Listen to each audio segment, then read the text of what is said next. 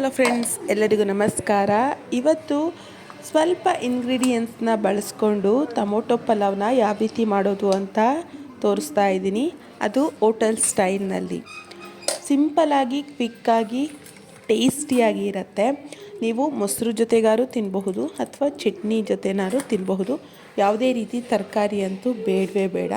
ಬನ್ನಿ ಆಗಿದ್ದರೆ ಯಾವ ರೀತಿ ಮಾಡೋದು ಅಂತ ನೋಡೋಣ.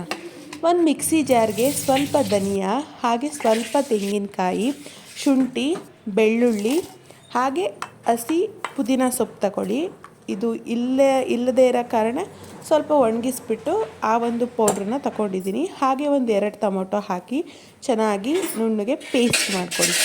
ಒಂದು ಕುಕ್ಕರ್ಗೆ ಒಂದು ಅರ್ಧ ಕಪ್ಪಷ್ಟು ಎಣ್ಣೆ ಹಾಕಿ ಇದಕ್ಕೆ ಕಸ್ತೂರಿ ಮೇಥಿ, ಹಾಗೆ ಚಕ್ಕೆ, ಲವಂಗ, ಏಲಕ್ಕಿ, ಪಲಾವ್ ಎಲೆ, ಹಾಗೆ ಸೋಂಪು, ಈ ಪಲಾವ್ ಸ್ಪೈಸಸ್ ಏನೇನಿರುತ್ತೆ ಎಲ್ಲವನ್ನು ಹಾಕಿ ಅದು ಕೆಂಪಗಾದ ನಂತರ 1-2 ಈರುಳ್ಳಿ, ಹಾಗೆ ಹಸಿ ಬಟಾಣಿ, ಹಸಿಮೆಣಸಿನ್ಕಾಯಿ ಖಾರಕ್ಕನುಗುಣವಾಗಿ ಹಾಕಿ ಕೆಂಪಗಾಗೋ ತನಕ ಹುರಿದು, ಹಾಗೆ 2 ಟೊಮೊಟೊವನ್ನು ಹೆಚ್ಚಿಕೊಂಡು ಅದನ್ನು ಹಾಕಿ ಹಸಿ ವಾಸನೆ ಹೋಗೋ ತನಕ ಹುರ್ಕೊಳ್ಳಿ.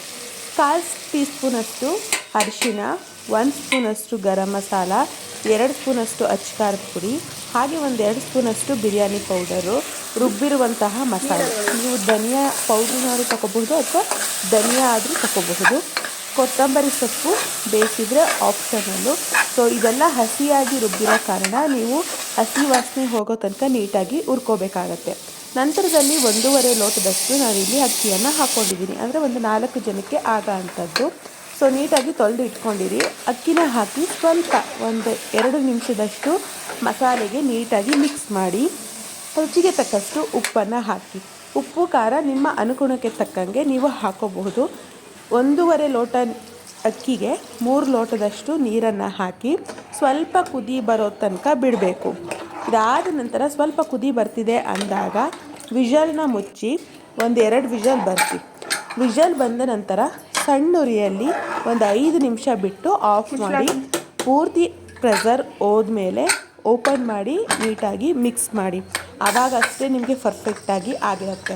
ಇಲ್ಲ ಅಂದರೆ ತಳ ಸಿಹಿಯ ಅಂಥದ್ದು, ಇಲ್ಲ ಮಸಾಲೆ ಬೆಂದಿರಲ್ಲ, ಅಕ್ಕಿ ಅರ್ಧಂಬರ್ಧ ಆಗಿರುತ್ತೆ. ಸೊ ನೀರೇ ಸಪ್ರೇಟು ಅಥವಾ ರೈಸೇ ಸಪ್ರೇಟು ಆ ಥರ ಆಗಿರುತ್ತೆ. ಆದ್ದರಿಂದ ಈ ಟಿಪ್ಸ್ನ ನೀವು ಫಾಲೋ ಮಾಡಿ. ನೆಕ್ಸ್ಟ್ ಏನೂ ಇಲ್ಲ, ಇದಕ್ಕೆ ಬೋಂಡ ಬೇಕಾ, ಮೊಸರು ಬೇಕಾ, ಮೊಸರು ಬಜ್ಜಿ ಬೇಕಾ, ಚಟ್ನಿ ಬೇಕಾ, ಅದ್ರ ಜೊತೆ ನೀಟಾಗಿ ಮಿಕ್ಸ್ ಮಾಡಿ ನೀವು ಸರ್ವ್ ಮಾಡಿದ್ರೆ ಸೂಪರಾಗಿರುವಂತಹ ಈ ಚಳಿಗೆ ಟೊಮೊಟೊ ಪಲಾವ್ ಮಧ್ಯಾಹ್ನನಾದರೂ ಮಾಡ್ಕೋಬಹುದು, ಬೆಳಗ್ಗೆನಾದರೂ ಮಾಡ್ಕೋಬಹುದು, ನೈಟ್ ಡಿನ್ನರ್ಗಾದರೂ ಮಾಡ್ಕೋಬಹುದು. ಫಟಾಫಟ್ ಅಂತ ರೆಡಿ ಆಗಿಬಿಡತ್ತೆ. ಸಿಂಪಲಾಗಿ ಟೇಸ್ಟಾಗಿರುತ್ತೆ, ಜ್ಯೂಸಿಯಾಗಿ. ಒಂದು ಸಾರಿ ಟ್ರೈ ಮಾಡಿ ಹೇಗಿತ್ತು ಅಂತ ತಿಳಿಸಿ. ಹಾಗೆ ನಮ್ಮ ರಕ್ಷು ಕೈರುಚಿ ಚಾನಲ್ನ ಸಬ್ಸ್ಕ್ರೈಬ್ ಮಾಡಿ, ಲೈಕ್ ಮಾಡಿ, ಶೇರ್ ಮಾಡಿ, ಕಮೆಂಟ್ಸ್ ಮಾಡಿ. ಪಲಾವ್ ಪ್ರಿಯರಿಗೆ ಮೇಯ್ನಾಗಿ ಶೇರ್ ಮಾಡಿ ಅಂತ ಹೇಳ್ತೀನಿ. ಸೊ ಎಲ್ಲರೂ ತುಂಬ ಇಷ್ಟಪಟ್ಟೇ ಪಡ್ತಾರೆ. ಸೊ ಹಾಗಿದ್ರೆ ಮುಂದಿನ ವೀಡಿಯೋದಲ್ಲಿ ಸಿಗ್ತೀನಿ. Thank you for watching.